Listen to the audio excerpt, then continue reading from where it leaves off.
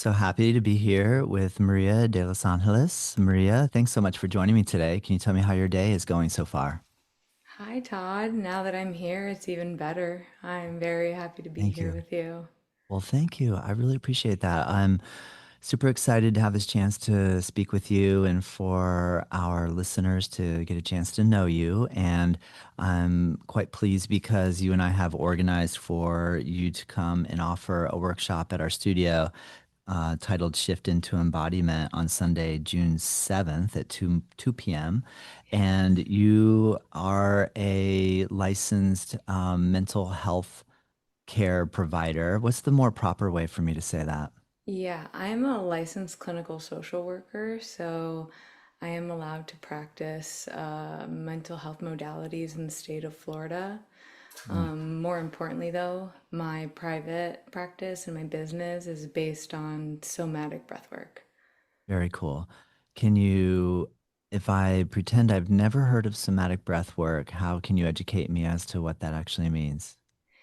Absolutely. This is a body-based intervention. It's very different than a traditional talk therapy, very different from cognitive dialectical behavioral therapy because it focuses directly on the nervous system.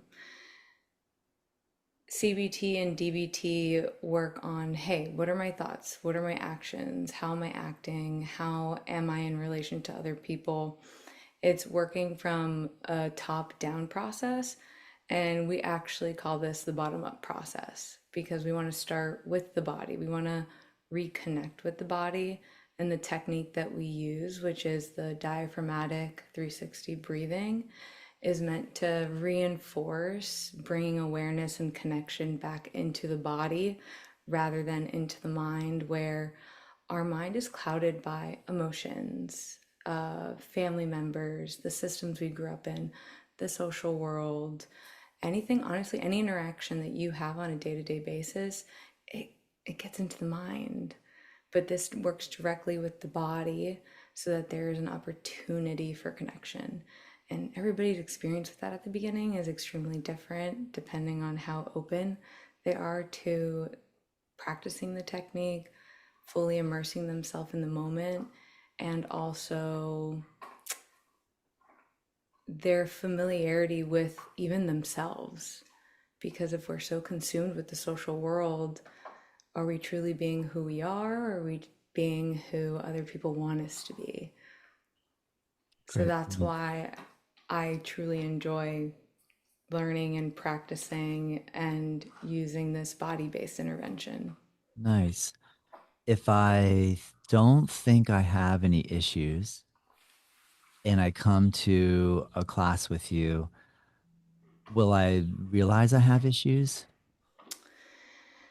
The body has its own agenda, and that's why I am very mindful of how I name myself because I am a guide. I am not telling you what to do. I am giving you the key if you so wish to use it to see what it unlocks or if it even unlocks that door. Because what your body might experience in that moment is actually hand you a different key, and in that session, depending where you are, you may not even get to the lock of the door that that key is meant for, That makes which is why we always say number one, meet the person where they're at. And number two, we can set an intention and your body is going to do what it wants to and what it needs to in that moment.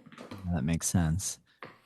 So, like, I guess when I hear you say that, I think that I would want to reserve having any preconceived notions about what's going to happen and maybe even lower my expectations. So, like, if I'm coming and thinking, oh, wow, I'm going to have this really huge breakthrough and I'll, really get to the root cause of all of my issues. But it sounds more like you're saying we have to be a little more patient than having high expectations like that.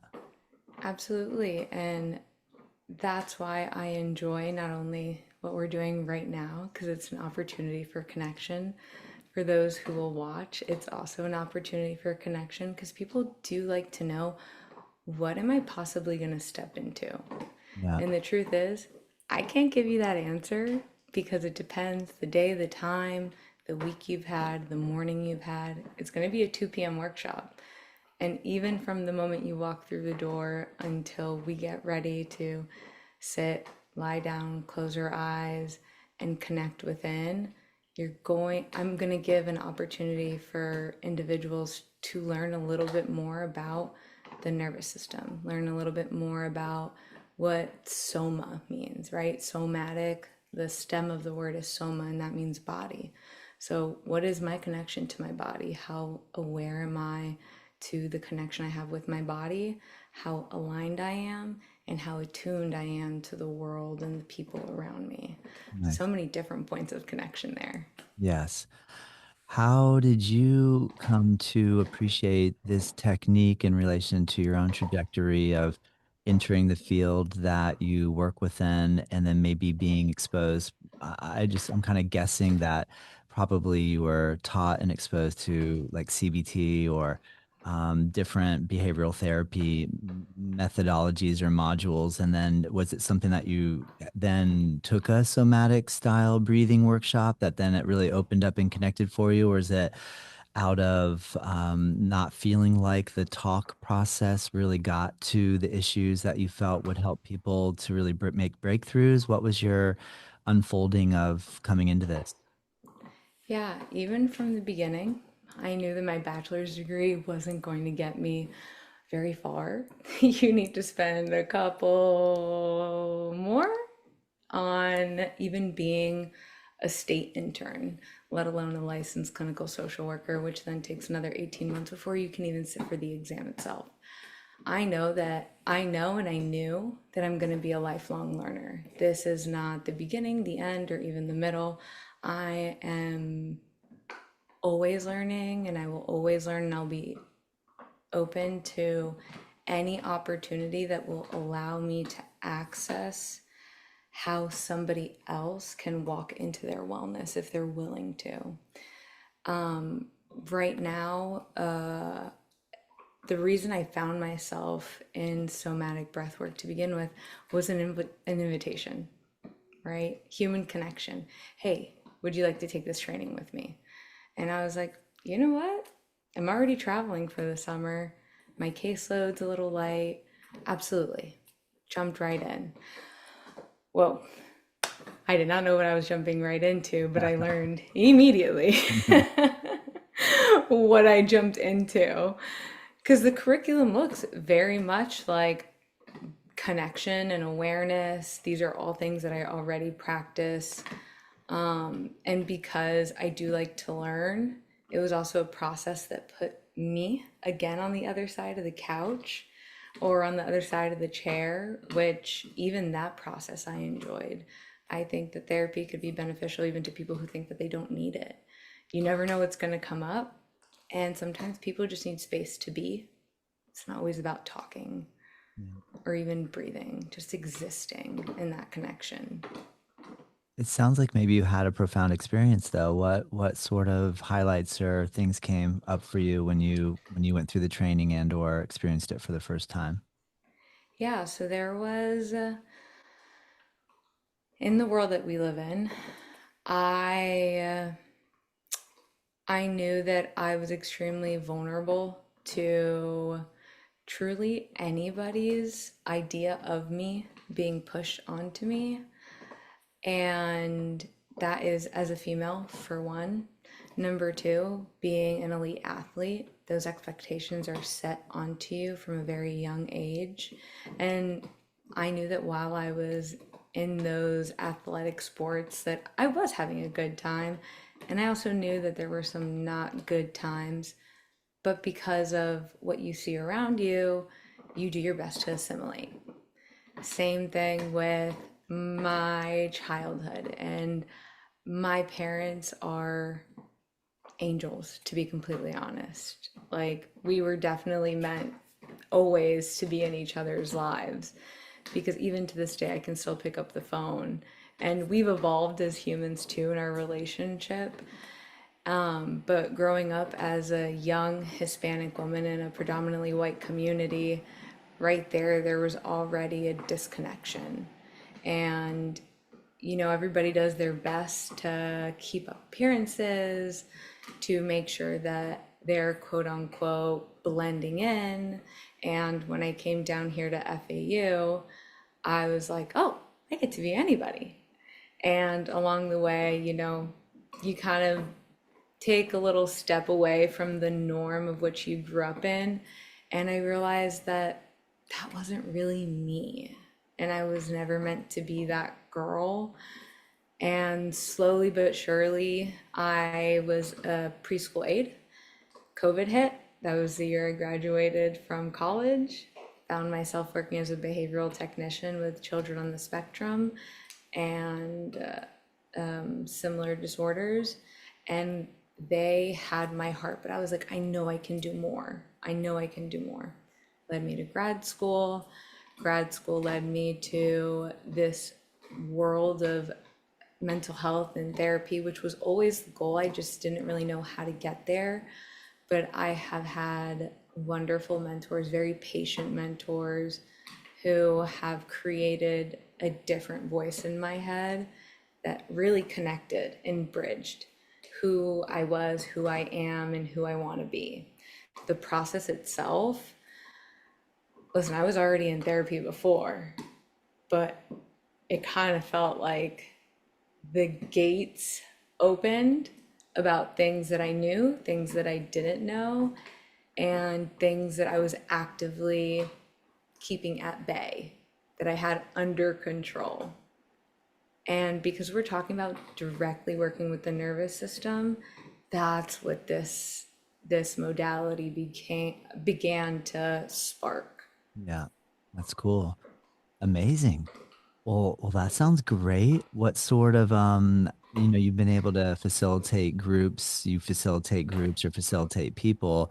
What sort of feedback and or experiences have you witnessed in relation to the outcome and or what are you hearing from people that are practicing it with you and others that are practicing with other practitioners are saying? I think the key thing here is human connection. People need people. Sometimes we don't want to believe it, but the truth is, without each other, what would we be? And I think that no matter whether you are receiving a breathwork session or you are hosting a breathwork session as a guide, watching the process is in itself a beautiful thing because our body has an intelligence that I feel like we're barely scraping the surface of knowledge about. And seeing people move, create movement, that's what this is doing. Create movement in the nervous system from all the things that you may have experienced in your life is it's a blessing. It really is. And then receiving the session itself was extremely exploratory, eye-opening, and pushed the becoming, the being. I always knew that I was capable of being who I am today, but I didn't believe it until I realized, number one, we're kind of on a floating rock in space. And number two, if I'm not living this life for me, then who am I living it for? Yeah, Because good I'm point. the person that I have to go to bed with at the end of the night. And how do I feel about myself?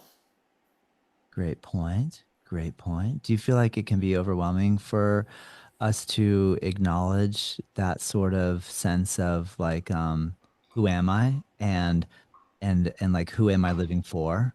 Is that a difficult thing to reintegrate or to like build up into? Like if I have a realization like, wow, my whole life has been like something that, because you can have that realization of like, wow, what have I been doing all these years? What's going on? Which is a really great place to come to. But what do you find in terms of that rebuilding process from there? What are some of the critical things that you recommend people do if they do have that sort of realization? Like, wow, I haven't been living my true self, and now I feel like I want to. What steps can I make forward now to really embody that? Yeah, the number one thing, because my focus is to be a integrative somatic breathwork coach and guide, is to have that resource of a therapist. You never know what is going to show up on that mat, And I do have coaching calls and I do offer coaching calls. And depending on commitment, scheduling, etc., you get busy, my schedule fills up. Having a therapist that you can take this to and process with is something that I strongly recommend. And the second thing is be extremely kind to yourself. Yeah. Everyone is living life for the first time.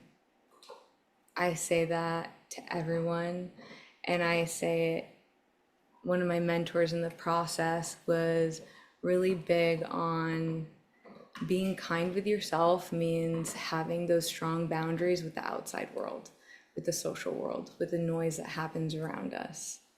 When you minimize that noise, you can hear yourself because you're connected to yourself, which allows you to be connected to the people around you. I'm not saying that you'll see more clearly or you'll feel this or that, because everybody will experience a different experience, even if we're all sharing the same room. Yeah. Great point. If I'm a little bit nervous, like say I know I've had a traumatic past, when I step into a group, sometimes I get a little nervous about actually personally. I have had a well, I have had a traumatic past, and sometimes when I go into a group, I get a little nervous. What if something opens up and I'm in public and this I start to unravel, and I sometimes I have that thought. What sort of advice and or how could you assure me that I'm going to be okay? Yeah, no, listen, that's exactly why the first portion of the workshop is going to be what it is, so that we can, number one, identify what those symptoms look like for ourselves and within ourselves. Number two, I'm not doing a breathwork session and then saying, see ya, the complete opposite. I want you to name it, label it, feel it, and connect not just with yourself, but with me, with your other resources, with your community.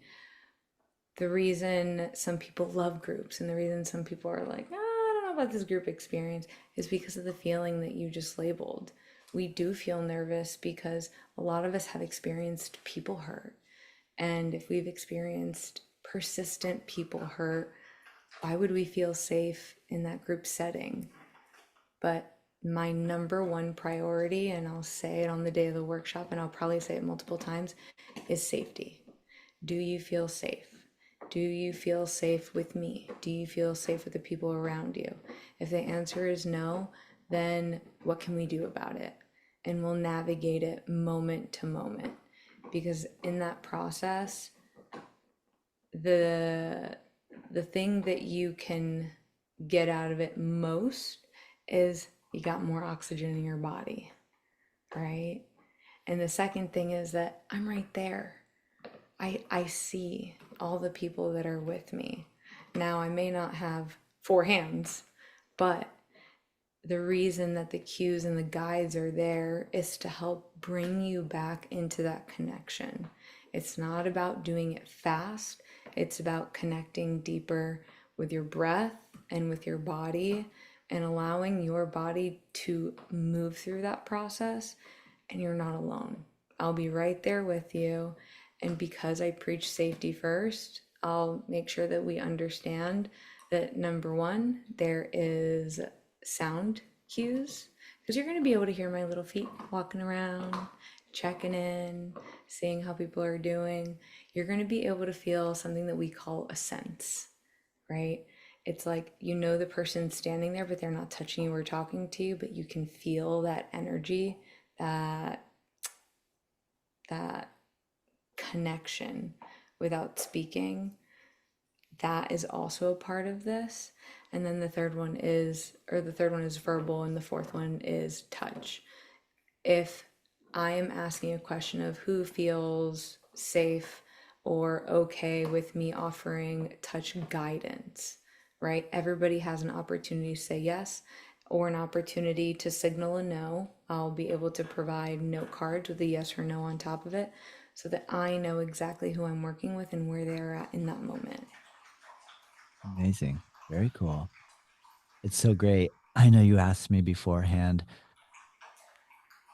if I could hear your dog, and I can hear him drinking right now, and it's really cute. So I just want to let people know if they're listening and they're not watching, or they're watching and they're listening, and I'm paying so close attention to how you're speaking, and you have such a like a calm voice. I feel so relaxed, and so I just can't help but crack up because I can hear him chewing away on his little bone in there, Oh and then he starts like, no. Oh it's no. okay, it's okay.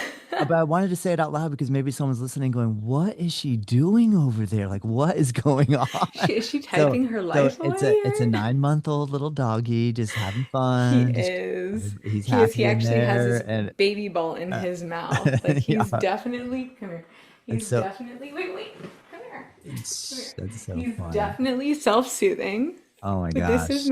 Oh my Malachi. gosh. He's so cute. Check him out. And he is the sweetest boy. He really Well, is. He awesome. Well, knows exactly what's going on all the time. oh my I didn't know gosh. dogs could be that smart. Isn't it great? My daughter wanted a dog so bad, and I was like, no, no, no. And now I'm like so dog crazy. It's the best thing ever. Well, that's cool. I really appreciate you sharing all that. I feel super relaxed actually listening to you, so I'm excited to take part personally. I haven't really been able to. I mean, I love doing breath work. I love pranayama, and I love sampling all the different styles of ways that people utilize the breath work skill. And so it's something I really love. So I'm personally excited to experience the way that you're mentioning leading it and being attentive and, really paying attention to what's going on. And so that's really nice to hear. I really appreciate the way that the type of feeling that you're bringing to it. Can you explain a little bit about like actual technique? I understand if maybe you Mhm. don't want to talk about that now because maybe it's better to have it be something that I don't think about a whole lot beforehand and just come in and experience. Like it's almost Mhm. like if I want to read a book and I watch the movie first, then I'm like, I don't know if I want to read the book now. Yeah. But so I try to read the book first and then go watch the movie. So maybe it'd be better not to tell me how it's all going to go down. But in relation to that question, can you give me a little idea of like some of the style of breathing? One time I went to like a more I don't even know because sometimes you go to breathwork things and you don't know if people are coming in from like the holotropic breathing world where they're trying to get you to Uh-huh. hallucinate through the breath. I don't know if it's coming in from like a different type of breathing where you're just like hyperventilating basically and your whole body will Mhm. curl up and tingle and like it's a little interesting and wild. So I'm just curious if this is something that's more like activating or is it something that's more soothing? I just would love to know like a little bit. Yeah, absolutely. So actually, both things that you just said I will open the opportunity for that. Like I said, the body, the nervous system is going to do what it's going to do the day of, but it is structured in the manner that I will guide you to activate through mouth breathing. And the diaphragmatic breathing specifically works on deep belly breathing in and out of the mouth. And because there will be music complementing the guided breath work, we're activating through the mouth, in and out, as deep as you possibly can into your belly. And I say the word deep because the people who do the will drive themselves into a panic attack. So that's actually what we're trying to avoid. We want an opportunity for expression, not a panic attack. But if that does happen on the day of, I'm right there. I'm right there. And there are some people who respond extremely well to verbal cues all in itself. And there are some people who are going to respond to that felt sense, just having me sit right next to them while they listen to my verbal cues. And other individuals may appreciate that physical touch of, hey, you're doing the best that you can. Let's really focus on deeper, not faster. And that will be the first half of it. And in between the first half, I will guide you into what we call breath holds. And those are opportunities for your body to share information. Whatever information you experience there, just keep it and let it be, because we're going to go back into that breathing again, which will lead us into our second half, which will target nasal breathing, same idea, that 360, using that diaphragm really into your belly so that we can start to signal to the brain that nasal breathing means deactivation. Because you can't run away from a tiger breathing through your nose. I mean, you probably could try, but extremely hard because your Understood. body needs that oxygen in order to stay alive and do its very best to survive. But nasal breathing signals to the brain and the nervous system deactivation, rest and digest. And again, some may have an easier time getting there than others. That is still why I am there, so that I can meet you where you are at and help get you to a place where we can walk out of this and we're not extremely heightened or aroused or triggered. That is not the purpose of this. Although individuals experience different things and they gather different information, it's the information itself that oftentimes becomes activating, not that you finished a breathwork session, we deactivated to our very best, we grounded, we brought our awareness back to the moment.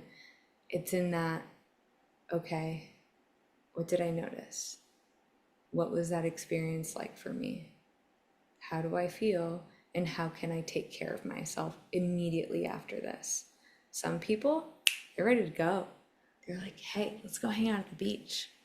Other people are like, hey, I need to go lay down on my couch and I need some water and I need some dinner. That's exactly where your body, that's what your body wanted from you. Mm, very cool.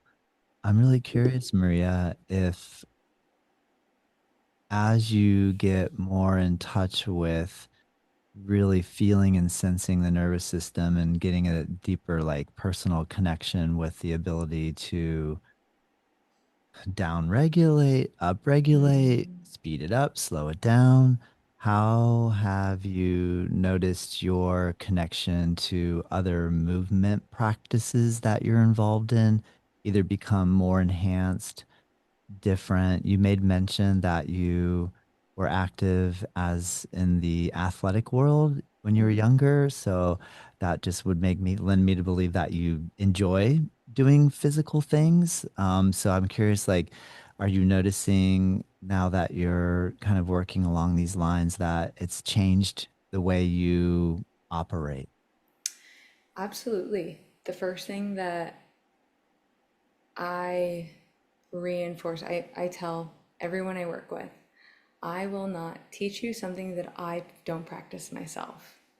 The first thing I do when I wake up is not the 40, 45, 50-minute session that I'll be offering after the workshop. It's usually like a 10 to 15-minute practice so that my body has an opportunity to come into today, not anticipate what may happen or bring into today what happened prior to today. The most important thing is the right here, right now, because that is all that we have. And based on my athletic experience, I think that's why I love this even more, is because of how much our body we use as athletes. And you, even today, I was discussing anxiety and functional anxiety and dysfunctional anxiety. And depending what you practice and how you practice it, the terminology can be synonymous with other words. But there's anxiety that keeps us functional, alive, and performative. And then there's the anxiety that keeps us bedbound, housebound, almost frozen, avoidant, or completely disconnected, not just from self, but from others as well. Or actually extremely connection seeking, but not connected to self.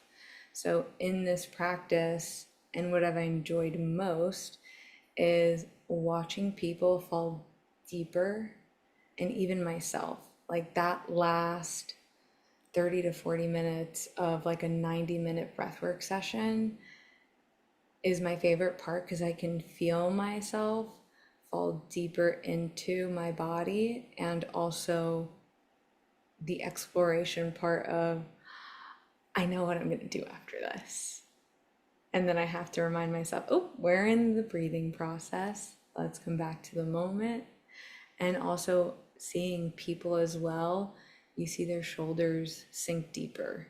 You see their breath change. The dynamic goes from that shallow chest at least into their mid rib cage and diaphragm area. And then you see others as they continue with the practice, if they're not used to it, that belly breathing, where you start to see the expansion within that has an impact on the expansion on a physical level, emotional level, interpersonal level, and not just athletes, but people who identify as high performing have such interesting shares at the end of these activities because they're so accustomed to the go, go, go culture that the second half of it is such a different experience that that's one of my favorite parts as well, is hearing what was your experience like for you. And some people are like, I just breathed. And I was like, dude, that's cool. Like, you got more oxygen in your brain. There's still benefits to that. Yeah. Yes. Very cool. You made mention that you post COVID or during COVID or around that time were working with children. And so I'm curious, what would be age appropriate for this particular workshop? Do you prefer only 18 and older, or would a someone that has a 12, 13, 14-year-old child, would it be an appropriate setting for them to experience breath work? Now, personally, to try to get a 13-year-old to come with me to go to yoga thing is like have to pull teeth sometimes. So I'm not saying that would be easy, but if someone could rile their kid up to come with them, would it be appropriate, or do you feel like it's different? Yeah, so I've thought about this before too, because we've had this question even in training. Mentors, and I also ethically have to stand by number one, parent permission is extremely important here. And number two, does the child understand what they're walking into? That's the second thing. If they don't, we kind of ask the parent, hey, what's the purpose? What's the purpose behind this? And they share, and it ends up being like a me thing. And we're like, let's start there. And then if they seem to gain an interest on what it is that you're doing, we start with those meta skills. Yeah. Like, okay, cool. Why Yeah. don't you practice telling me how many different pink objects are in the room? Okay. Um, Tell me, where on your body can you feel your shirt touching your skin? Right? And that starts to bring connection, not just to the present moment, but then that connection of your t shirt to your skin. Oh, there's a body connection. And teaching them that awareness of self is also what helps build self awareness, values of self, boundaries of self and with the world around them, and also self esteem. I don't, there could be negatives because everything has a pro and a con. You don't really want to put someone into a space of activation where the breath work is meant to activate the nervous system if they don't have a true understanding of what they're walking into. But the active practice of noticing, of connecting to yourself, of maybe meditation or grounding, those are all things that we call coping skills. And I stand by that all day, every day, because what I currently do for work is kind of what I like to call like a parenting guide, if I could pick one, is the DBT handouts and worksheets. I'm like, if you weren't taught this at a younger age, there's no wrong way to learn, there's no wrong time to learn it, but this is where I would start. Yeah, that's really cool. That's a great answer.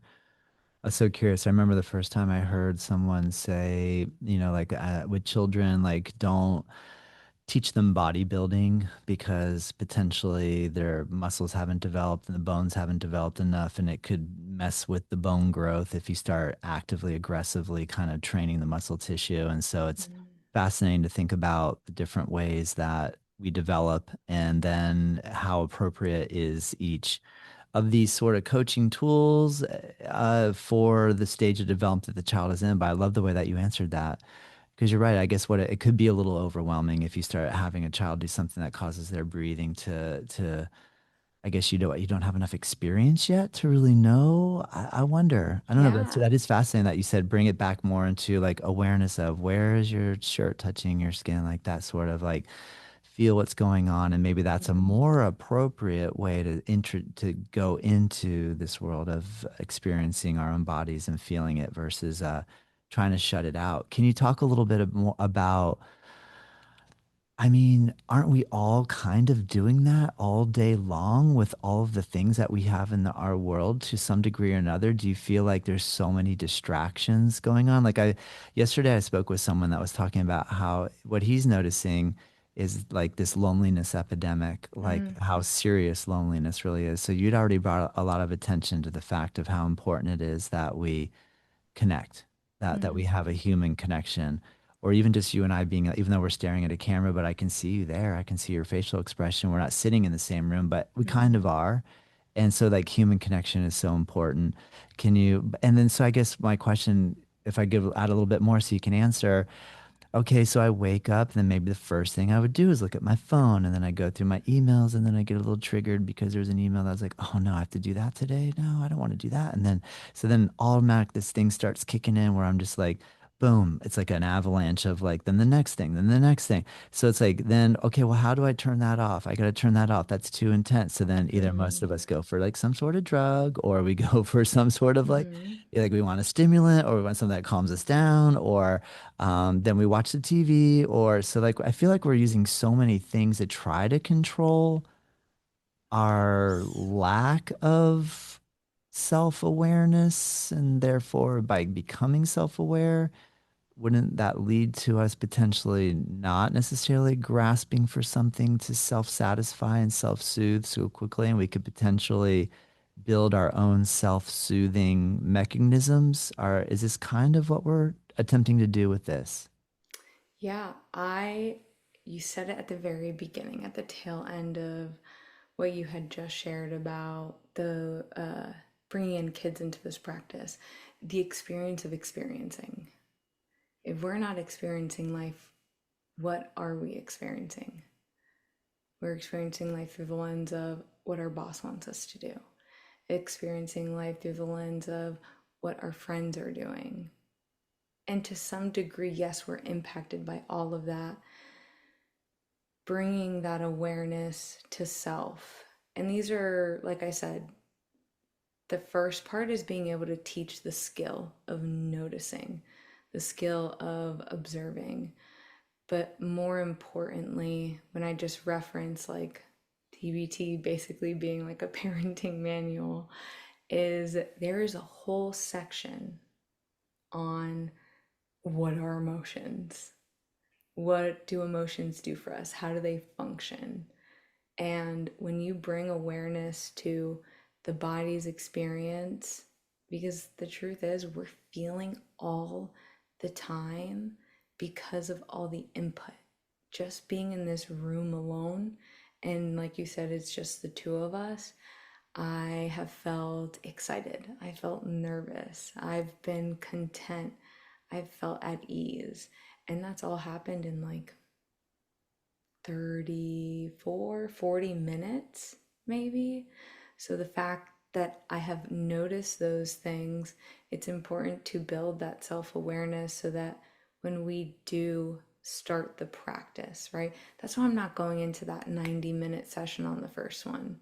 Why don't we dip our toes into the water first? Because I know that there may be some people who are extremely well practiced into yoga and grounding and meditation. So I won't always feel like I'm starting at ground zero with people. And sometimes with the people who have expectation, I do feel like I'm starting at ground zero because I'm actually like Makes sense. Thank you for sharing that. And is that the experience your body is having though? Right?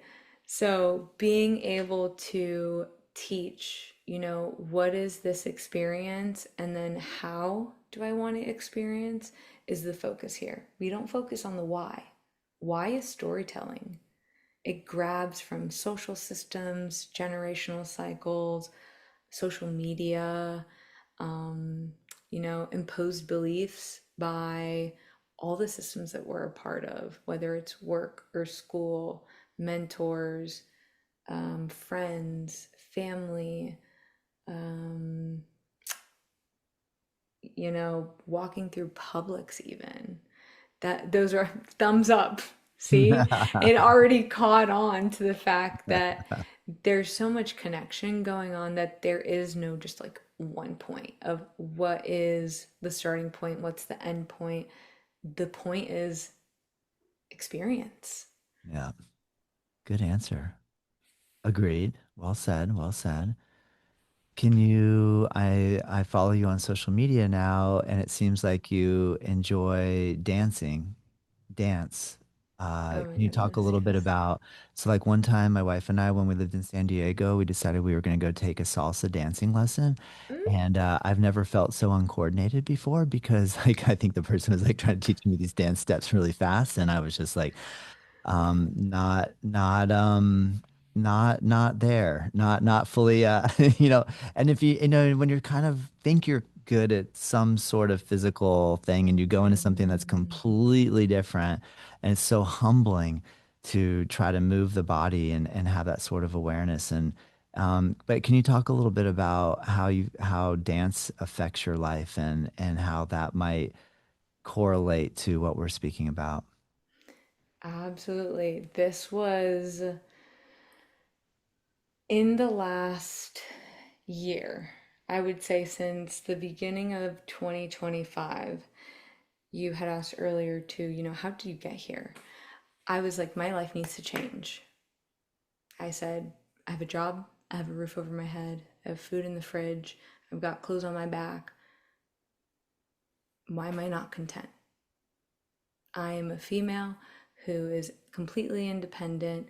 I have an amazing family. I have a great support system. Why am I not content? So, upon that self reflection, I was like, I need to find the connections that are truly meaningful to me. Learning to be uncomfortable until I'm comfortable, and then realizing, okay, great, where else can I learn? And my therapist may be like, aren't you chasing discomfort all the time? And I'm like, and dialectically, I get to learn more so that I can offer more. And maybe that's my purpose. And we could go back and forth on that all day. But the reality was is that I wasn't content with my life, even though, like my mother would say, I have every reason to be happy. And I wasn't experiencing that. I may have had a smile on my face in pictures, but you could pull up a picture of me a year and a half ago, and I know that there was not life behind those eyes. So I was like, you know what? What did I do when I was a kid that I really liked? That I chose? And I was like, I may not have been an A/B student, but I still passed and I still got all my degrees and all my credentials, but I was still curious. I hopped into dance. I finally accepted that the only way my life was going to change was if I made changes. And my therapist was extremely patient with me in the last 3 years about that one. But that was the catalyst was, wow, why am I still not content? And then it just so happened that a colleague was like, hey, want to try this with me? And I was like, listen, let me, what, what do I have to lose? Why not try? Everything else in my life I've said yes to. And, it led me to some really discontentment and also a lot of negative feelings, the intense depression, the intense anxiety, the, vulnerable positions I was put in to experience what some would identify as trauma and those trauma responses. And it just so happened to be that mine was, a freeze response and flight, and also a little bit of fight in there too. But I think that that fight is what became functional because once I started integrating not only my knowledge of practice, finally listened to my therapist a little bit, and also what I know from studying and working, dancing was no, there was just no escaping number one, human connection and the actual genuine touch of another human person that made me realize I don't like this, but deep down, I crave it. So there was a disconnection right then and there. Mm. The somatic breath work is what opened my eyes to wow, the way that you're going to get through this is by feeling it, by sticking with that salsa partner work. Because I was a Latin dancer for a studio up in Orlando, and I danced for like late middle school up until I was a senior in high school. Actually, maybe my end of freshman year, sophomore year, and I was on a performance team for about 6 years, except it was an all girls performance team and there was no couple or partner work. So I wasn't familiar with the touch part of dancing. And the minute that that happened, I was like, oh, I go, we have a lot of things to work on. And she goes, then let's get to work. The somatic breath work brought knowledge to me that I could accept, that I could put to rest, that I could put the little girl that was fighting inside so hard to protect me from things that were no longer there and say, hey, I got you and I got this. And this is the life we want to live. Like it's okay to let go. And it's okay to grieve that. And because of that 360 diaphragmatic breathing, activating and deactivating, I learned to control those things. I learned that the Nice. power was actually within me. Nice. Wow, Maria, that's really well thought out and explained. That's like you've really put some you put some work into it. Put I some tell I research. tell everybody, I was like, I do not want to teach you something that I don't practice. I don't like to be a Yeah. hypocrite. Yeah. I want to fully immerse myself in tools and ways that I can offer you that whatever you take from it, you take from it. And if you come back, maybe it builds on that. And maybe your body's in a different place in space because you did the thing that your body may have been asking you to do for months, weeks, years. And your body might be in a different place there, but it just needs to let go of some things. Safety, connection, expression, integration. That's the focus here. That's cool, Maria. I'm so really grateful that I got a chance to meet you because I feel that my wife Tamara and I are having run the studio here for the last 20 years. We're very selective about things that we offer here at the studio because we want to make sure that the folks that are coming in, like they get a good experience, like pretty simple, pretty straightforward, that the people that are offering the workshops and the classes actually care about them and that we can feel that they're being taken care of and the feedback always comes back and usually they let us know like they're an incredible feedback loop for like wow that was amazing or I don't know if I would go back to that or that type of thing. So upon our first conversation I really got the sense that you do take this seriously, which got me excited to meet somebody that can offer something that I feel is very valuable for humanity right now, for our community right now. And then to now have this opportunity to really sit and talk with you for a while, I feel even more assured and more excited for you to offer this course or class or workshop at the studio. So I'm really grateful. I feel like I like everything you have to say. So I can't wait. Long story short, I'm excited. I I'm genuinely excited. I think that it's going to be amazing. So And I think the safety part is really huge. It really is. I mean, the Hmm. breath work stuff is so powerful. I feel like I kind of underestimated when I first started getting into breath work, underestimated because one of my first thoughts was like, I'm just going to be breathing. What's the big deal? Like, I breathe all day, every day anyway. So, like, how could breathing really like make some sort of incredible, profound, and I heard people saying, like, wow, this really has been working great for me. I can't believe the sort of changes that I've experienced because of breath work. So I guess I've always underestimated it, but then I've definitely Mm. have learned not to overestimate it. It's actually quite powerful and transformative and amazing. So I feel like with that, the fact that it's powerful, and then to have a facilitator like you that's calm and focused is going to be pretty cool. Thanks, Todd. I'm extremely grateful for this opportunity. The same way that you said you're extremely selective about who enters your space and community, I'm very similar. I'm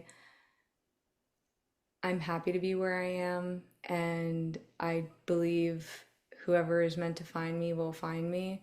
And, in doing the work, this is a business, but it's a business made from love and compassion and kindness that is safety seeking.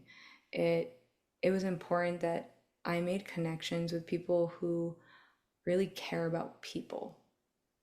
Because at the end of the day, a dollar sign is a dollar sign, but that's that's not the most important thing to me. The most important thing to me is, do you feel that what you just experienced is going to help you step into yourself more and into the life that you want? Yes, well said, Maria. Well, everyone listening, if you're local, you can come meet Maria and practice on Sunday, June 7th. And then if you're not local and you want to connect to Maria, you can find her on Instagram, Somatic and Mental Wellness CO. And also your website, Maria, smwellnessco.com. And I'll put those links in the description so people can click and find you super easy. Is there anything else, Maria, that you feel like you would like to add? I feel like, we covered a lot of bases here already and Mm. you answered all my questions, but is there anything that I might have missed out on or something you'd like to close with to just inspire or motivate us? I'm a true believer in what is meant to be will be, and what is meant to happen will happen. So for those that show up, I am already grateful for the opportunity that you trust me with your being for an hour and a half, and I look forward to it. Awesome. Thanks, Maria, so much. I look forward. Absolutely. Thanks, Todd.